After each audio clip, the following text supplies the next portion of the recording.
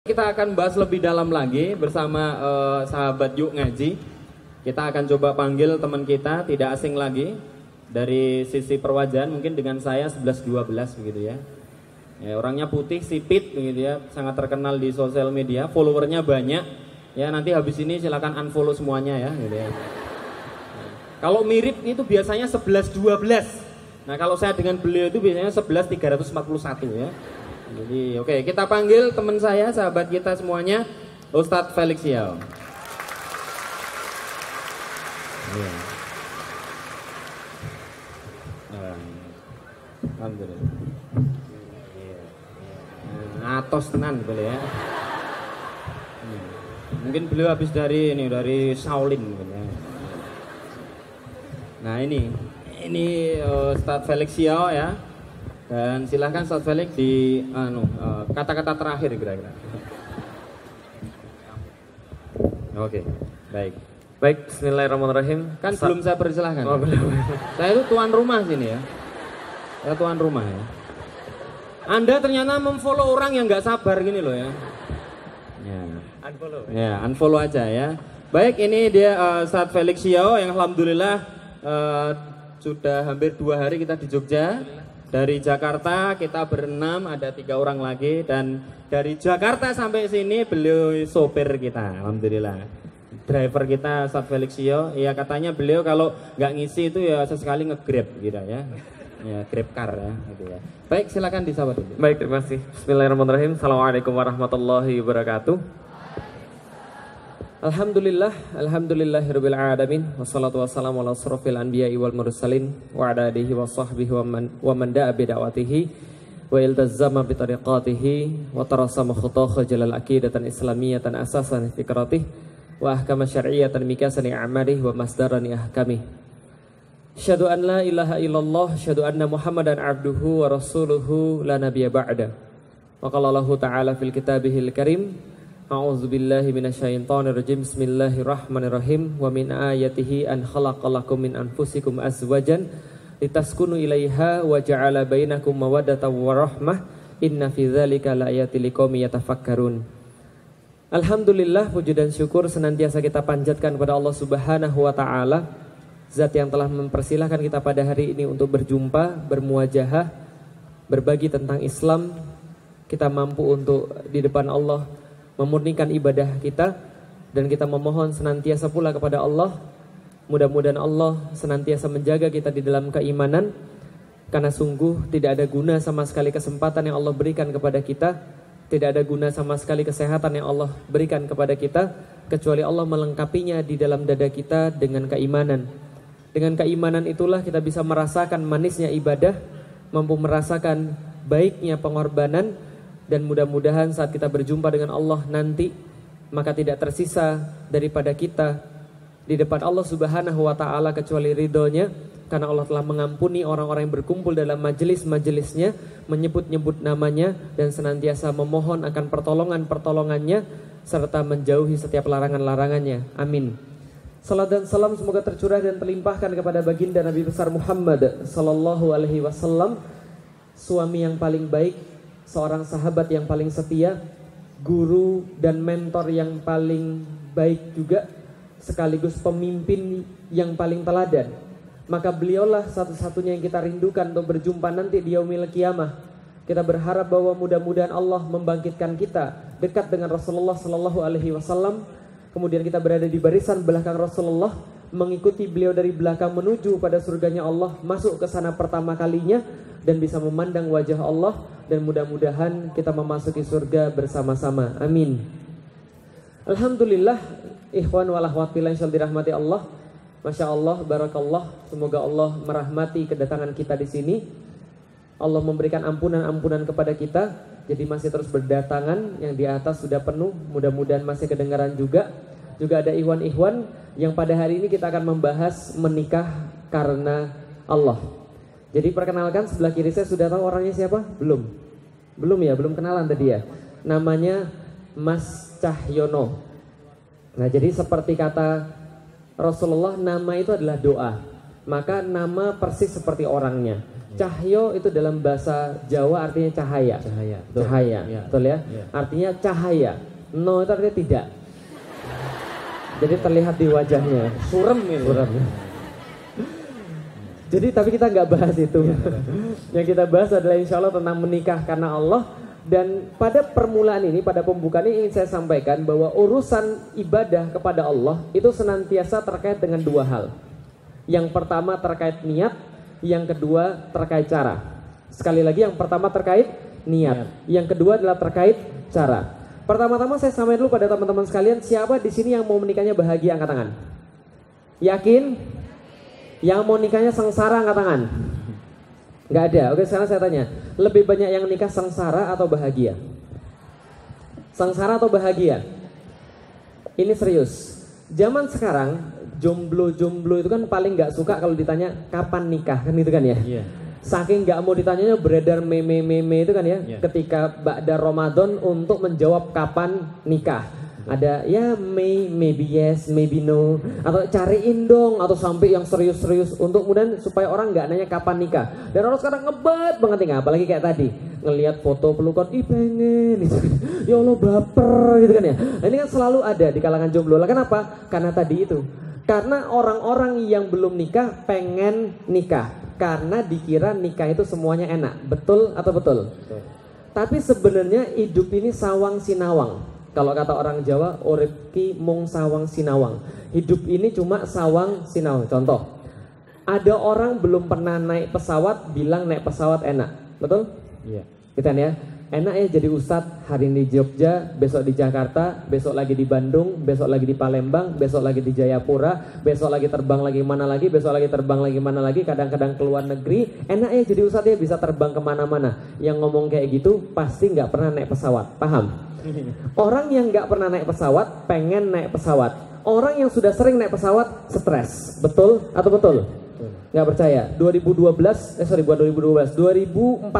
saya didiagnosis punya satu penyakit aneh. Apa penyakitnya? Penyakitnya gini. Kalau saya berdiri di depan publik ngisi, itu setiap 15 menit setelah awal ngisi itu langsung kepala saya di sini keras, tangan kebas, kaki kebas, lalu kemudian mau pingsan. Setiap kali ngisi 15 menit pasti mau pingsan. Sudah pergi mana-mana ke dokter, dokter bilang nggak ada masalah. Cek jantung, jantung aman. Depresi. Paham? Apa penyakitnya? Ustadz bisa depresi. Depresi.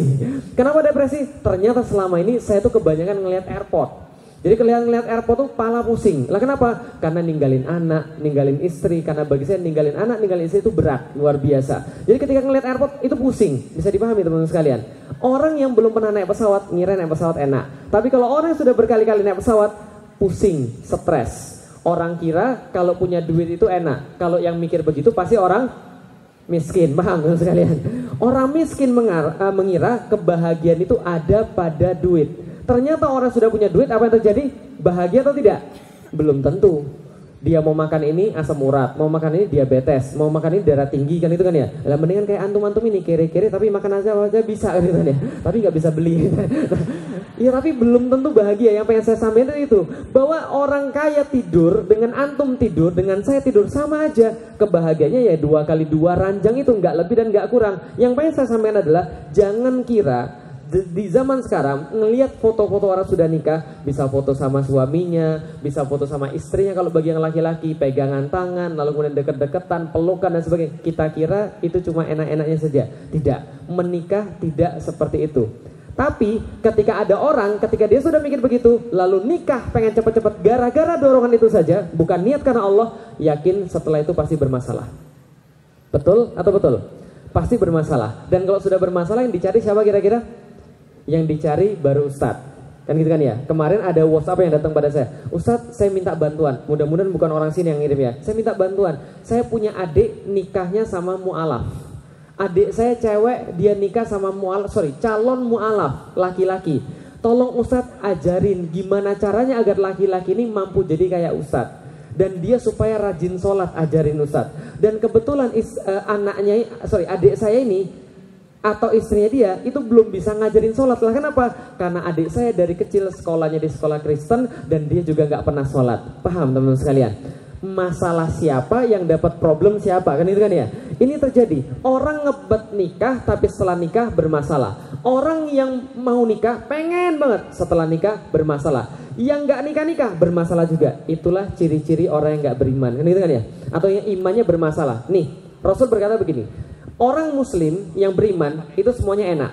Lah kenapa semuanya enak? Dia dapat keburukan, dia bersabar. Dia dapat kebaikan, dia bersyukur. Gitu kan ya? Lah kalau orang Indonesia begitu atau sebaliknya? Orang Indonesia minyak naik, seneng atau marah? Seneng atau marah? Harga minyak naik? Marah. Lu kenapa harga minyak naik? Lah ini kan berarti kan transportasi naik. Gimana sih pemerintah? Gitu kan ya? Harga minyak naik salah. Pemerintahnya juga marah-marah. Harga minyak naik, ini berarti subsidi bertambah. Harga minyak naik salah. Harga minyak turun salah nggak? Kok harga minyak turun sih? Lah kita kan ekspor minyak, berarti kita pendapatan itu jadi berkurang. Harga minyak naik salah, harga minyak turun salah. Hujan salah atau benar? Ini banjir, nggak hujan. Kemarau, ini kering, gimana sih? Semua serba salah. Lah kenapa? Karena nggak beriman tadi, atau keimanannya ada yang salah tadi. Tapi kalau orang beriman, semua beres. Alias kalau orang benar niatnya karena Allah, berarti dia nggak akan masalah dengan kejombloannya. Dia nggak akan masalah dengan kesendiriannya. Dia nggak akan masalah ketika dia belum menikah. Lah kenapa? Being alone is another kind of beauty. Paham teman-teman sekalian? Sendiri itu adalah waktu-waktu khusus kecantikan tersendiri. Lah kenapa bisa begitu? Nih saya kasih tahu. Saya masuk Islam 18 tahun. 18 tahun masuk Islam. Dan ketika masuk Islam, saya membuat korban seorang wanita. Siapa? Pacar saya dulu. Jadi ada yang pernah nanya, Ustaz Salik pernah pacaran nggak sih? Saya jawab sekarang, saya pernah pacaran. Kapan? Pas masih kafir. Setelah masuk Islam 18 tahun, 3 bulan saya galau. Lah kenapa? Pergi ke Bogor, saya dulu kuliahnya di Bogor, ngaji, halqah di Bogor, kemudian di halqah itu saya belajar Islam, saya ngisi juga, lalu saya berpikir, loh kok saya ini di sini belajar, tapi pas pulang ke Jakarta, maksiat, pacaran lagi, berdua-duaan lagi, lama-lama galau. 3 bulan galau, saya bilang saya harus milih. Akhirnya saya milih, saya bilang sama dia, kamu sayang nggak sama saya? Iya, saya juga sayang sama kamu. Pacar saya muslim, walaupun saya waktu itu masih non muslim. Masuk Islamnya gara-gara pacar? Bukan sama sekali. Dia waktu itu nggak terlalu ngerti agama Islam. Setelah saya masuk Islam, saya bilang, kalau kamu sayang sama aku dan aku sayang sama kamu, kita putus sekarang. Nah kenapa? Kalau kamu sayang sama aku, berarti kamu nggak mau aku dibakar api neraka. Dan aku pun nggak mau kamu dibakar api neraka. Karena kita tahu yang kita lakukan ini salah, tidak benar. Maka kita putus. Setelah putus, galau nggak kira-kira? Galau luar biasa. Lah kenapa? Ya wajar. Namanya kan weting tresno jalanan saka kuliner toh. Munculnya cinta gara-gara sering makan bersama-sama. Enggak, gara-gara kulino, gara-gara biasa. Biasa ada yang nanyain, sudah makan belum? Sudah tidur belum? Lagi ngapain aja hari ini? Tiba-tiba nggak ada yang nanyain gitu kan ya. Ini kan perubahan yang sangat luar biasa. Tapi nggak apa-apa. Gimana caranya untuk menanggulangi semuanya? Namanya orang galau, namanya orang yang tadi baru putus pacaran, itu perlu habits pengganti. Perlu kebiasaan pengganti. Apa kebiasaan pengganti saya? Ngaji sama Mas Husen. Mas Husen dulu kakak kelas saya di IPB. Mengkaji Islam, mendakwahkan Islam. Tahu merubah cinta itu dari cinta kepada wanita menjadi cinta karena Allah dan Rasulnya. Tahu maksudnya? Karena cinta itu seperti hukum kekekalan energi. Cinta itu tidak dapat diciptakan dan tidak dapat dimusnahkan. Itu yang pertama. Yang kedua hanya dapat berubah bentuk. Paham teman-teman sekalian? Maka cara berubah bentuknya gimana? Cintai Allah dan Rasulnya. Lah pertanyaannya, kenapa sekarang teman-teman berapa kali nangis nonton film Korea? Berapa kali nangis nonton film Korea?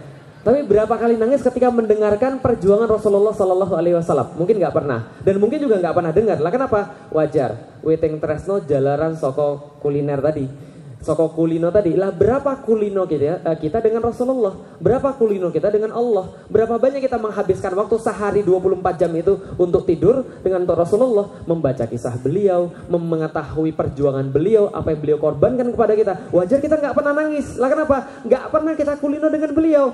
Saya belajar tentang Rasulullah, belajar tentang Allah, belajar tentang dakwah, sampai akhirnya saya mencintai Allah dan Rasulnya. Apa buktinya? Buktinya kelihatan. Dulu pas masih kafir, pas sampai di IPB itu, saya selalu cari cara gimana caranya agar kuliah itu semakin singkat dan pergi ke Jakarta semakin cepat. Kuliah liburnya Sabtu Minggu.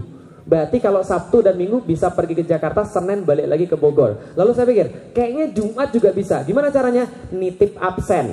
Saya punya teman, bro, titip absen ya, saya mau pergi dulu. Jumat pergi.